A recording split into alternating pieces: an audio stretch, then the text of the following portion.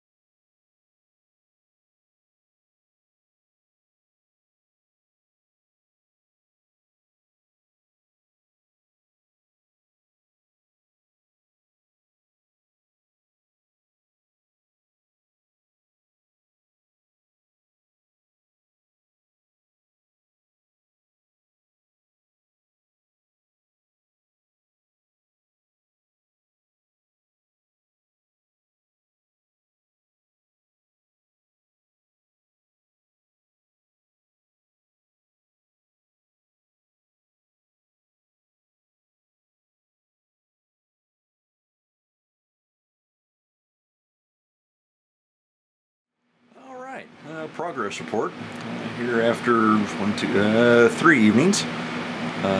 Taking a few hours a night here putting this thing together, not in any big rush. Of course, those of you in the club or anyone else that knows me understands. See, I think the word I'm looking for is anal when it comes to putting things together. So, or meticulous. We're going to go with meticulous. That works. Anyway, so here is the device as it sits so far. Mechanically, it's pretty much put together now. And let me try to not wash out the camera here. I don't have the best lighting back here, but hopefully this will do. And only 2 issues that I've run into so far putting this thing together. One of which was the mounting bracket here for the Y-axis motor in the back. I believe these are supposed to be laser cut. Maybe they're water jetted, but I'm pretty sure they're laser cut. This back piece was cut at an angle, so it's, when you tighten it up, it's supposed to be 90 degrees straight. That whole part tilted backwards like this, which tilted the whole stepper motor, angled the belt, and so that required a little rework with a file and some sanding, and then I wound up putting a little bit of a spacer in there anyway, because that's all manual work. But anyway, that's locked in there solid now. It's nice and straight where it should be. So as far as all of the plexiglass parts, that's the only one that I had an issue with, and it was very minor. So okay, I can live with that. Let's go ahead and turn this thing back around. Oh, let's see if I can get some light under here, maybe where you can see. Come on, can we get any light under there? Trying to not have to tilt the printer. There we go. All right, and there are 3 crimped and soldered and shrink tubed ring terminals under the power supply terminals. Simply wrapping the wire around the terminals or tinning them and crimping them is not going to do. Not for me anyway. So that has been taken care of, and this is with a good, nice US made power cable, because this one that came with the printer, if you start following the instructions, and pardon me for shooting the camera at a screen, this is not the most efficient way to do it, but that's what I'm going to do. Alright, brown to the hot side, blue to neutral, and that's yellow with a green stripe, so there's your ground. Alright, that's the same color code they give you here.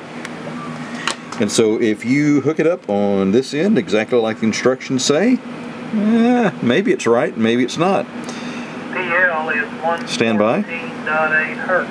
Hello, Glenn. This is the W5AUU repeater, Conway, Arkansas. Happens every time. Alright. Anyway, long story short, okay.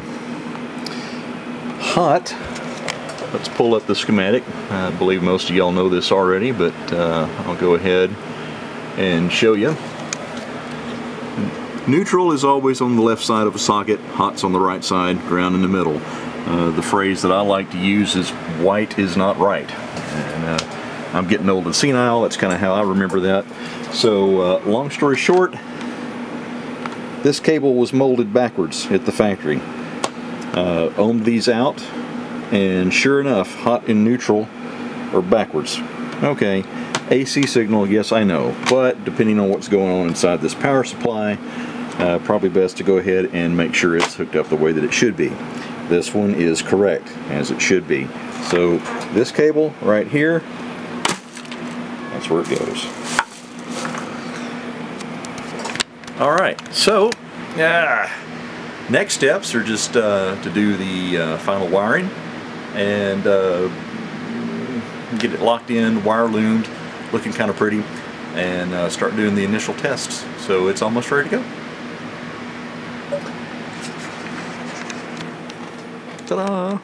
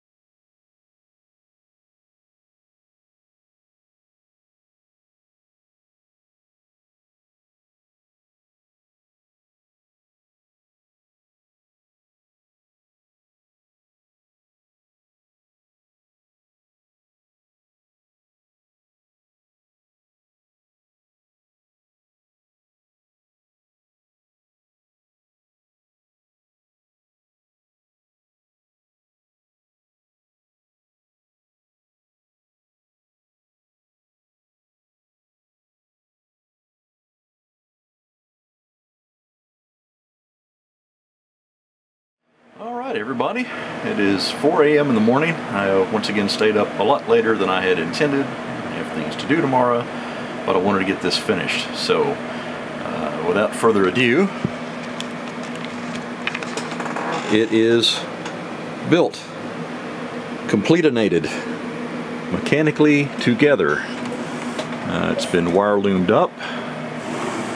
It has been slightly organized. 2 additional MOSFET boards installed, one for the hotbed, one for the extruder nozzle. Just did that from the very beginning to head that off at the pass. Got a little bit of wire loom on here to make it look a little bit better. It has not been smoke tested. Let's hope that it does not. The only thing that has been tested so far is when I installed the power cable and the power supply and then plugged it in to make sure that the power supply actually puts out its 12 volts, which it does. The stepper motors, none of the stepper motors have seen power. The main board has not seen power.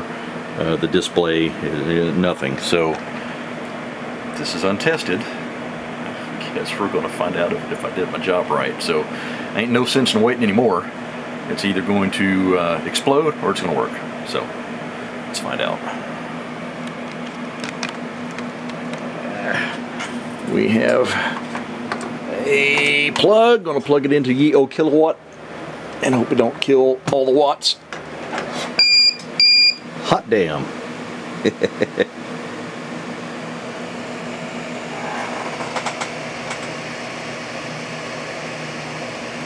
That's a good sign. I don't know if any of the rest of it works yet. Guess we'll find out. Alright. Re-leveled the bed to get the first layer to start right. And it looks like what we're building is a chess piece. A test chess piece.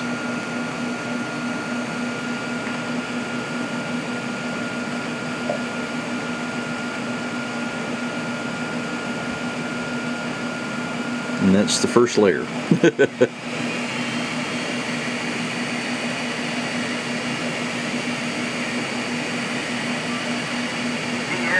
114.8 hertz.